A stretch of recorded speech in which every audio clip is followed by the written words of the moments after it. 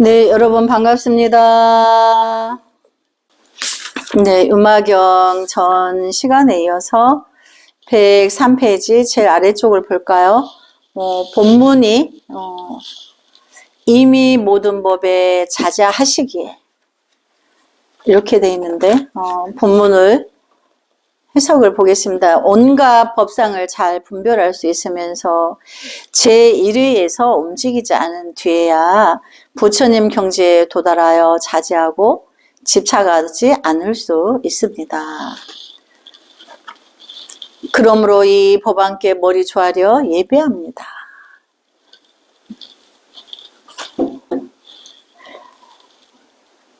인연을 설하다. 모든 법은 유도 아니고 무도 아니면서 인연으로 모든 법이 생겨나며. 해석을 보겠습니다. 부처님은 온갖 법을 설하시는데 대승, 소승, 현교, 밀교, 삼장, 12분교이든 간에 온갖 것을 설하시되 유에서는 집착하지 않고 공에도 집착하지 않습니다. 불유는 바로 공의 의미입니다. 불무는 곧 유의입니다. 유의 의미입니다. 그래서 불유다 한 것은 공을 말하는데 단공을 말하는 게 아닌 거죠. 부처님의 지혜가 발현된 지혜 작용이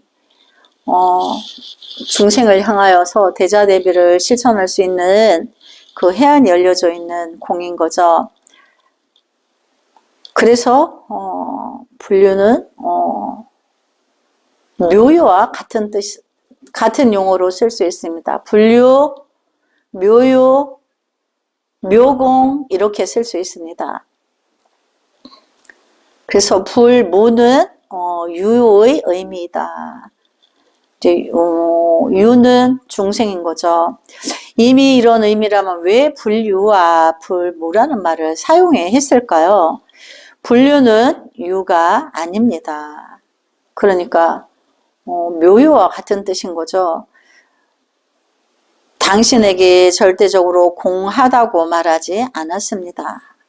절대적으로 단공을 말하지 않았다. 중생들이 분별해서 단공을 헤아린 거죠. 불무는 없음이 아닙니다. 당신에게 절대적으로 유라고 말하지 않았습니다.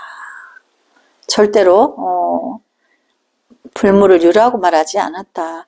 부처님은 설라식을 온갖 법, 즉 세계의 온갖 만유 현상과 나아가 우리 범부들의 마음이 일어나고, 그러니까 범부들의 마음이 일어난다는 것은 통팔식을 말하는 거죠. 그 의식이 분별망상이 일어나고 또 생각이 움직임이 모두 인연소생이라고 하셨습니다. 그 12연기의 인연법으로 인해서 그 연기하고 사라지고 그런다는 거죠. 인연생법은 바로 중국의 대승불교에서 말하는 연생성공이며 연기성공이라고도 합니다. 여기 개송에서 쓴 인연이라는 두 글자는 12인연의 인연이 아닙니다. 그렇군요. 여기서 말하는 인연소생이라고 하는 이 인연은 12연기를 말하는 게 아니다. 그래서 대단히 이해하기가 어렵습니다. 인연이라는 용어는 중국 문자상으로 말해보면 인은 동인이고 연은 반연입니다. 연은 동인이 움직이자마자 연대적으로 일어나는 연속관계를 말합니다. 예를 들어 우리가 말을 하면 앞마디 말은 인이 되고 그 뒷마디 말은 그 앞마디 말의 의미를 잇는 것이 연입니다. 여기서 말하는 그런 인연이라는 거죠. 뒤에 연속적으로 앞의 뜻에 의하여서 뒤에 연속적으로 말을 붙이는 것을 이제 말하는 것이 여기서 말하는 인연이다. 이제 연속 관계를 뜻한다. 그런 뜻인 거죠. 그 뒷말은 그 앞마디 말의 의미를 잇는 것이 연이고 인연의 모양은 하나의 둥근 원으로 시작도 없고 끝도 없으며 영원히 끝없는 연속입니다. 예를 들어 보겠습니다. 그래서 그 연속 관계의 모양은 끝없이 그렇게 돌고 돈다는 거죠. 여기 제가 들고 있는 잿더리는 화학품과 유리 원료로 하고 있고, 여기에다 열에너지와 인공을 더하면 모형 틀에 집어넣어 압축 제조한 것입니다. 이것은 인연 소생으로 물질적인 자성이 없기에 인연이 모이면 이런 물건을 형성합니다. 깨뜨리면 인연이 흩어짐으로 이런 물건을 이루지 못합니다. 만약에 애초에 이 물건을 잿더리라고 부르지 않았다면 지금 다른 이름으로 부를 겁니다. 사물의 이름도 자성이 없습니다. 우리가 다들 여기 모여있는 것도 마찬가지입니다. 그러므로 인연의 두 가지 이치는 바로 연기 성공입니다. 온갖 것은 다 인연 소생입니다. 온갖 것은 다 자성이 없습니다. 단독적으로 자동적으로는 존재할 가능성과 기능과 성질이 없습니다. 바꾸어 말하면 온갖 사물은 운동하기 시작함이 있어 강한 힘을 지닌 것이 인입니다. 이로부터 발전해 가는 연속적인 작용은 연입니다.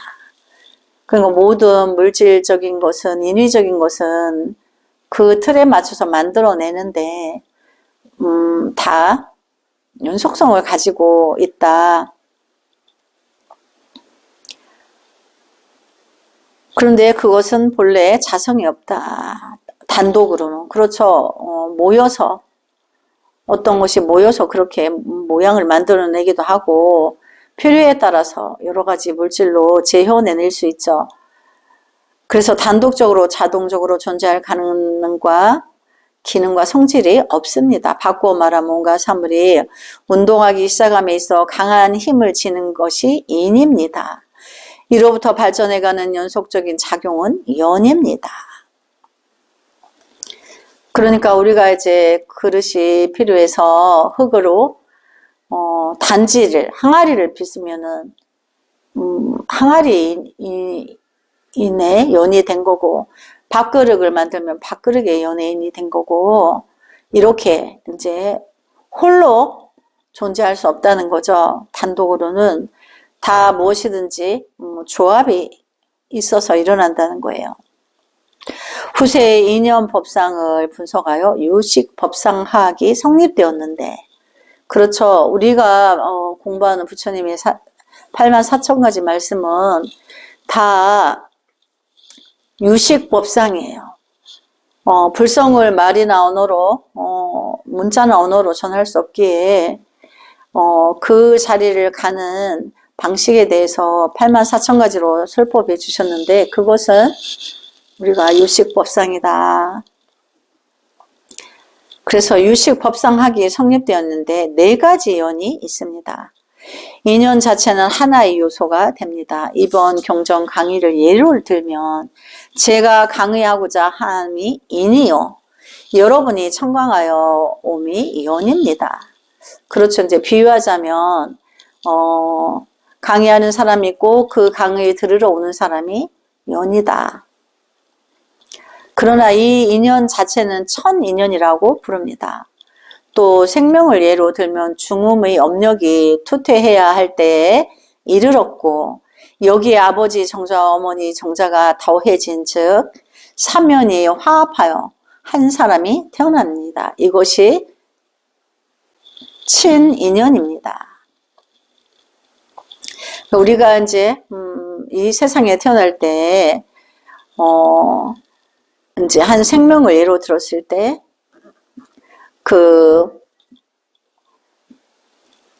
내 육신의 시간이 닿으면 육신과 이제 사대가 분리되어서 내가 중음신으로 되어 있죠.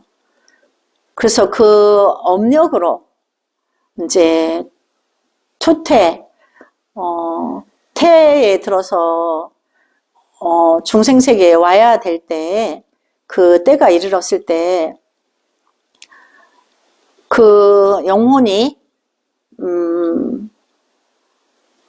아버지와 어머니가 그 성적인 관계를 하는 것을 보고 그 찰나에 어머니의 태에 들게 된다고 해요. 또 축생으로 태어날 사람은 또 축생이 성교하는 것을 보고 그 찰나의 성적인 그 흥분을 느낄 때 그때 바로 그 축생의 태에 들어간다고 하죠. 그게 업력이에요. 그래서 누구는 축생의 100만 가지 축생의 어떤 그 때에 그 인과의 법칙에 의하여서 그 인간으로 있다가 축생보를 받게 되고 뭐 소나 개, 닭, 뱀으로 오게 될 때 그때 자기 눈앞에 뱀으로 태어날 사람은 뱀이 교미하는 것을 보고 성적인 교감을 느끼는 찰나에 그 뱀의 태에 들어간다고 하는 거예요. 또 소도 마찬가지, 개도 마찬가지, 또 사람도 마찬가지. 그래서 우리가 다 인과의 법칙에 의해서 축생세계나 인간세계 상하, 상중하가 있어요. 그 인과에 따라서 태어난다고 하는 거죠. 그것이 이제 투태하려고 의도를 가진 중음의 영혼이 어머니, 아버지 이렇게 삼자가 되죠. 그래서 삼연이 화합하여 한 사람이 태어납니다. 이것이 친인연입니다. 두 번째 요소는 증상연입니다. 흙과 식물 종자와 관계와 같습니다. 또 부모의 심신, 유전적 특질, 가정, 사회적인 환경은 모두 종자에 대한 증상연이 됩니다. 만약 이 종자가 선한 것이면 모든 외부의 연은 선연이든 악연이든 종자를 선한 길로 나아가도록 배양할 것입니다. 만약 이 종자가 악연이 가뭉한 바이라면 모든 변천들도 모두 악연입니다. 다시 조금 생각해서 조금 전의 경전 강의를 비유로 이용하겠습니다. 제가 사람들에게 유마경 강의를 해주자 하고 생각이 한 번 움직인 것이 친인연입니다. 이런 강한 힘을 지닌 생각의 움직임이 경전 강의를 통지를 내보내고 연이 있는 여러분이 함께 모이게 되어 바로 여기에 있게 됩니다. 강의실에는 전등, 전력, 설비 등이 있어야 이번 경전 강의를 촉진하게 되는데 이것이 증상연입니다. 이 자리에서 경전 강의를 듣는 도반들 중에 어떤 분은 경을 듣고서 자신이 명심견성해서 도를 깨달았습니다. 그러면 이 환경이 그에게는 증상연이 됩니다. 그 사람이 도를 깨달은 것은 부처님이 그에게 준 것도 아니요 선생이 준 것도 아닙니다. 그 사람 자신의 자성 종성이 폭발하여 선지식을 만나게 되고 불보살을 만나게 된 이런 증상 인연이 그의 명심 견성을 촉진한 것입니다. 예를 들어 우리가 친인연으로 말미암아 출생하고 그 후에는 부모, 유전, 가정, 사회, 국가, 시대 등등의 증상연이 영향을 미칩니다. 이 사람이 이 인연으로부터 출발하여 혹은 포교하거나 혹은 악업을 짓거나 하면서 마치 한 개 한 개 연속하여 끊어지지 않고 돌아가는 동그라미처럼 굴러갑니다. 앞의 연은 뒤 원인으로 변하고 뒤의 인연은 또 앞의 연으로 변합니다. 이렇게 소연의 연이 연쇄적이어서 끊어지지 않음이 바로 소연연입니다. 이런 관계로 말미암아 육도를 윤회 속에서 삼세 인과가 있습니다. 마치 둥근 바퀴를 굴리듯이 영혼이 끊임없이 굴러갑니다. 전생에 선근과 지혜가 있었다면 금생의 증산연을 만나 더욱 좋게 변합니다. 이 때문에 소연의 연을 이어감에 있어 그는 또 불법을 널리 보급하고 공덕을 보시합니다. 이 소연의 연은 또 3년 화합을 거치면서 내세의 선근 증장으로 지니고 갑니다. 이것이 등무간연입니다. 등은 평등하게 돈다는 의미고 무가는 인연의 작용이 멈추는 틈새가 없다는 의미입니다. 범부 중생의 선악 인연이 많이 누적되면 성불 후에도 그 인연이 끊어지지 않을 수 있습니다. 심지어 과거에 맺은 적수나 원수도 이 한 세상의 권속 소년이 됩니다. 이런 말이 있습니다. 아직 성불하지 못했다면 먼저 사람들과 연을 맺으라.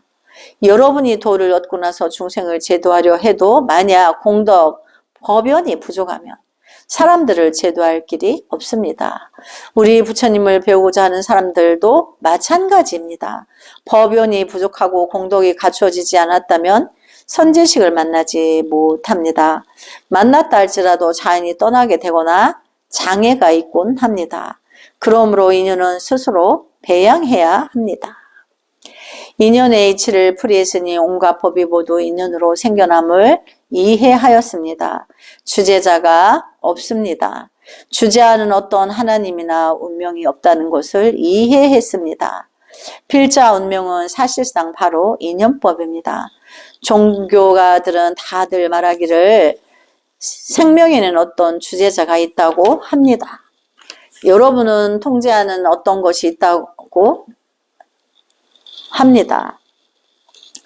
미신하는 많은 사람들이 늘 말하기를 어떤 보살님께 절하지 않으면 죄를 받는다고 하고 어떤 귀신에게 절하지 않으면 그 귀신이 당신에게 달라붙는다고 말합니다. 이런 것들은 불법이 아닙니다. 왜냐하면 귀신에게 당신의 주제자가 되도록 시켰기 때문입니다.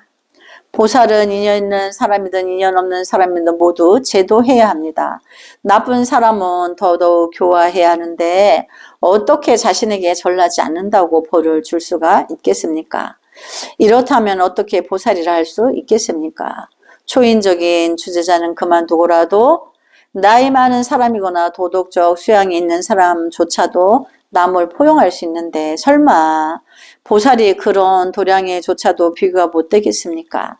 온갖 법에는 주제자가 없습니다. 그렇다면 자연적으로 나오는 것일까요? 자연적으로 나오는 것이라면 한다면 유물사상이 됩니다. 그러므로 온갖 법은 주제자가 없고 자연도 아닙니다. 인연 소생입니다. 인연의 이치는 불법 전체의 기초입니다. 나라는 실체도 없고 업을 짓는 자도 없고 온갖 법은 인연으로 생겨나기 때문에 그 자성이 공합니다. 그러므로 온갖 법 속에는 나가 없습니다. 우주 만유는 모두 인연 소생입니다. 짓는 자도 없고 받는 자도 없습니다. 나라는 것도 없고 짓는 자도 없고 받는 자도 없다는 것은 불법에서 말하는 성공의 중요한 요점입니다. 우리 자신의 생명을 가지고 참고해 봅시다. 지금 모두들 여기 앉아 있습니다. 만약 무아라고 말한다면 아마 그저 말해본 것일 뿐 분명히 내가 여기 앉아 있다는 것을 느끼는데 어떻게 무아라고 말할까요? 여러분은 각종의 다양한 수행 공부들을 배웁니다. 그런데 정좌하고 있을 때 무아가 될 수 있습니까? 공부가 잘 되면 될수록 아마 이 나라는 것이 도리어 갈수록 단단해질 겁니다. 다들 자신이 가장 대단하다고 생각할 겁니다. 어째서 무아가 되지 않을까요? 세 가지 잘못을 범하기 때문입니다. 세 가지를 어떻게 범하는지 한번 볼까요? 이제 세 가지를 범하기 때문인데 나라는 것이 있고 이제 아집, 아상을 말하는 거죠. 또 짓는 자가 있고 받는 자가 있다고 생각하기 때문입니다. 나라는 것도 있다 할 거 없는데 그걸 짓는 자가 있겠어요? 그걸 짓지 않은데 누가 받는 자가 있겠어요? 그렇게 착오로서 무아가 되지 않아요. 그 아의 아집 때문에. 정사하자마자 혹은 연불 하자마자 여러분은 무의식적으로 나가 공부한다는 염두가 있게 됩니다. 누구나가 그렇죠. 중생이기 때문에. 그래서 그런 염두, 머리에 그렇게 이미 분별하고 있다는 거예요. 공부할 때 여러분이 관상하든 진언을 하든 수지하든 기를 수령하든 부처님 명호를 부르든 모두 자기 스스로 조작하고 있는 것입니다. 근데 자기 이제 아만이 조작하고 있는 줄 모르는 거죠. 가장 큰 잘못은 받는 자가 있다는 것으로 자기 감수 상태를 확대해서 스스로 공부하고 있다고 생각하는 겁니다. 가장 큰 잘못은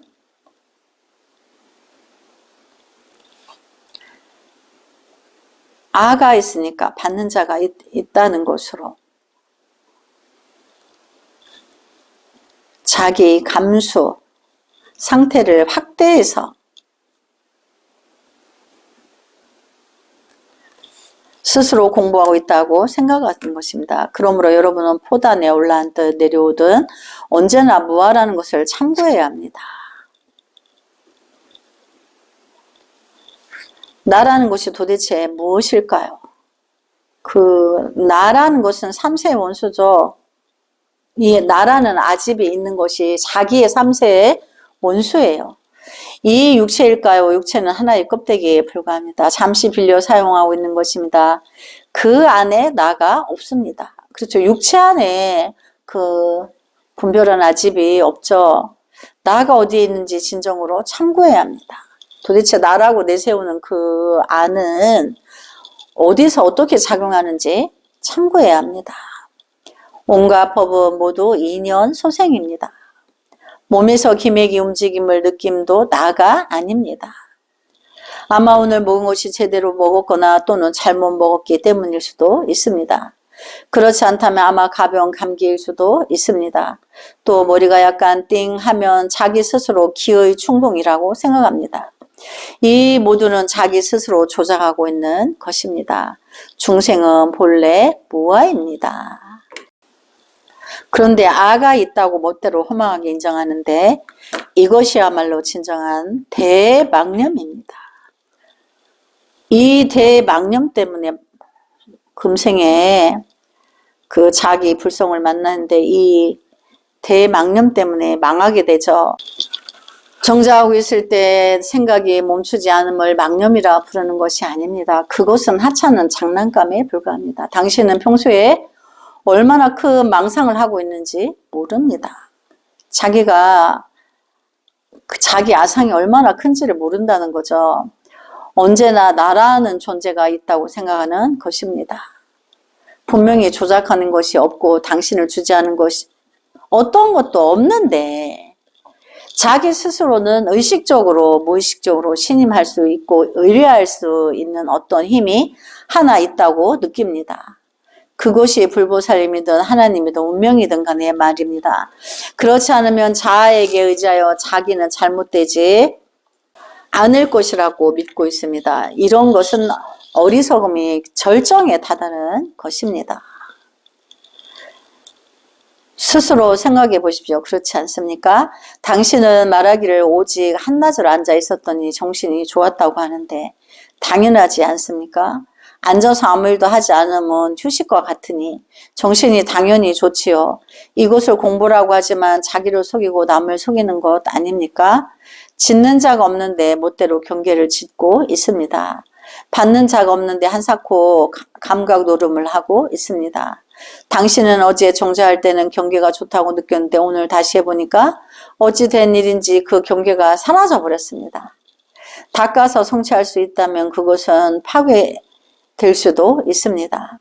천지 만물 만사는 무릇 그것이 닦아서 이룩된 것이라고 닦지 않을 경우 반드시 무너지기 마련입니다. 집이 다 지어진 그 날이 바로 집이 무너지기 시작하는 그 날이 됩니다. 즉 장자가 말한 태어나자마자 죽어간다는 것입니다. 당신이 여기 앉아서 공부 좀 하는 것은 모두 인연입니다. 이런 장소가 있고 당신은 여유가 있는 사람이어서 밥 짓는 일을 도와줄 사람이 있고 앉을 방석이 있고 에어컨이 켜져 있고 기록하고 있고 이 가운데는 나도 없고 짓는 자도 없고 받는 자도 없습니다. 온갖 것은 인에 의해서 생겨나서 연기 성공입니다. 자성은 공안 이상 내가 구태여 부처를 배울 필요가 있을까요? 한 가지 어떤 것이 있는데 유도 아니고 무도 아닙니다. 중생이 착각하는데 유무를 떠나서 진리가 있고 나라고 생각하는 주제자라는 그 나는 사실은 없는 건데 강한 아집으로 고집으로 그걸 형성해서 있다고 나라고 끝없이 이제 끄달려 다닌다는 거죠. 선악의 업은 없어지지 않는다고 설법하시네. 이것은 이제 본문인데 해석을 보겠습니다. 무아이며 짓는 자도 받는 자도 없는 바에야 악행을 해도 무방하다고 당신은 말하겠지요. 당신에게 그런 행위를 금지하는 교리 조목이 아니라 업력이 소멸되지 않는다는 것입니다. 또 이렇게 말할 겁니다. 공해졌는데 무슨 업력이 있겠습니까? 공의 업이 있습니다. 공이 바로 인연이요 바로 인과입니다. 공이 인이 되고 얻은 과보는 청정함입니다. 마찬가지로 선악의 업과도 상실되지 않습니다. 우리가 이런 도리를 이해하고 나면 온갖 법상의 능히 잘 분별하시되 제1에 의해서 움직이지 않으신다는 말을 이해하게 됩니다. 처음 보리수 아래서 제 힘으로 마하군을 항복시키시고 감노의 열반을 얻어 깨달음의 도를 이루시니 이렇게 이제 본문에 되어 있는데 해석을 보겠습니다. 이 말은 서거문이의 성불 경력을 찬탄하는 것입니다. 부처님은 32세의 보리수 아래서 지혜의 힘으로 온갖 마구니를 항복시켰습니다. 무엇이 마구니일까요? 번뇌마, 사마, 오음마, 천마인데 이런 것들은 앞에서 얘기했습니다. 감노의 열반을 얻어 깨달음의 도를 이루시니 정좌하는 사람은 머리 꼭대기에서 청량함이 발생하면서 뇌와 수체 분백이 입안에까지 흘러내립니다. 끊임없이 향기롭고 달콤함을 느끼는데 이곳을 감로간정이라고 합니다. 이 정도로는 아직 선정을 얻었다고 할 수가 없습니다. 서서히 한 걸음 한 걸음 닦아 나가야 합니다. 그래야 선정을 얻을 수 있는 것입니다. 만약 이런 감로조차 없고 입안이 마르고 심전은 쓴 맛이나 나거나 온몸이 메마른다면 공부라고 말할 필요도 없습니다. 유마경 여기에서 말하는 감로는 이런 모습이 있는 감로가 아닙니다. 지혜의 감로를 형용하는 것입니다. 정멸의 도를 얻었다는 것은 열반의 도를 증득했다는 것입니다. 그래야 감로를 증득했다고 말합니다. 감로의 열반을 얻은 것은 온갖 번뇌, 온갖 생사를 소멸해 버립니다. 즉 깨달음의 도가 이루어진 것입니다. 본문에 이미 시임의식이 없고 수음과 행음이 없으시며 불락에서의 심의식 이 세 가지 다른 것입니다. 생각이란 심입니다. 예컨대 당신이 외출할 때 머릿속에서 얼마나 많은 일들을 생각했는지 모르는데 그것이 심입니다. 생각마다 있지 않는 것이 의라고 부릅니다. 염이 바로 의인데 생각을 다시 일으킬 필요가 없는 것입니다. 당신이 외출할 때 우주머니에서 1,000원을 넣어두고 당신이 입은 이런 사실을 생각하지 않습니다. 그러나 당신은 몸에 1,000원이 있다는 사실을 알고 있는데 이것이 염입니다. 식은 오늘날 말로 하면 심리 상태입니다. 본경에서는 의의 식도 포함되어 있습니다. 진정으로 깨달은 사람은 심도 없고 의와 식도 없습니다. 그렇지만 백추로 변한 것도 아닙니다. 사망도 아닙니다. 그의 지혜는 진정으로 열려서 본부보다 훨씬 고명합니다. 그리고 그의 심의식은 연기 성공의 경계에 도달해 있습니다. 감각 상태는 심의식이 아닙니다. 의학적으로 실험할 수 있습니다. 예컨대 사람이 완전히 혼미해졌거나 이제 막 죽은 찰나에 이르렀을 때 건드려 보면 아마 감각이 있을 겁니다. 이것이 감각인데 수음의 경계입니다. 또 지렁이를 베어놓은 경우 두토막 다 꿈틀거리며 지렁이의 의식 상태는 흩어져 버립니다. 움직임의 여력이 수음 경계인 감각 본능입니다. 행음은 생명의 본능입니다. 생명의 본능은 영원히 움직이고 있는데 행음이 정지되어야 선정을 얻었다고 합니다. 예컨대 우리가 정지할 때 심의식이 우연히 잠깐 동안 맑고 고요하게 될 수 있고 생리상의 감각을 잠깐이나마 망각할 수도 있습니다. 그러나 당신의 혈액은 여전히 유동순환하고 당신의 호흡은 여전히 멈추지 않고 있습니다. 행음은 아직 있는 것입니다. 행음이 아직 있는 것입니다. 진정한 선정이 아닙니다. 그러므로 보리 도가를 증득한 사람은 심의식이 없고 수음도 없고 행음도 없습니다. 본문의 모든 외도를 다 꺾어 굴복시키셨네. 해석을 보겠습니다. 그러므로 모든 외도를 꺾을 수 있습니다. 마음 밖에서 법을 구하는 것을 외도라고 합니다. 도는 자기 마음속에 있습니다. 하느님에게도 있지 않고 부처님에게도 있지 않습니다. 경계에도 있지 않고 김에게도 있지 않으며 기궁이나 진원엔도 모두가 아닙니다. 본문에 삼천대천세계의 법륜을 3번 굴리시니 그 법륜은 본래 영원히 청정한지라 천상과 인간 세계의 도를 얻고 이로써 증명을 삼으니 삼보가 이리하여 세간에 나타났네. 그래서 본문을 보겠습니다. 이것은 계속해서 부처님을 찬탄하는 것입니다. 부처님은 그렇게 많은 횟수를 설법했지만 엄격히 계산하면 오직 3번 법륜을 굴린 것입니다. 즉 소승도에서 고집, 멸도, 사성제 법문을 말씀하셨고 중승 연각도에서 12년 소생을 대승도에서 육바라밀 만행을 말씀하셨습니다. 어떤 사람은 3전 법문은 모두 사제 법문을 말하고 있고 매번 말씀하신 경계만 다르다고 주장하는 분들도 있습니다. 바퀴루는 형용사입니다. 빙빙 도는 힘이 마치 바퀴와 같습니다. 대천은 이 대천세계를 말합니다. 법륜은 한결같이 청정합니다. 모든 세간인 천상계나 인간계 모두 불법으로 인하여 도를 얻고 증명으로 삼을 수 있습니다. 불법성 삼보가 이로 인해 세간에 드러났습니다. 그 다음 본문을 보도록 하겠습니다.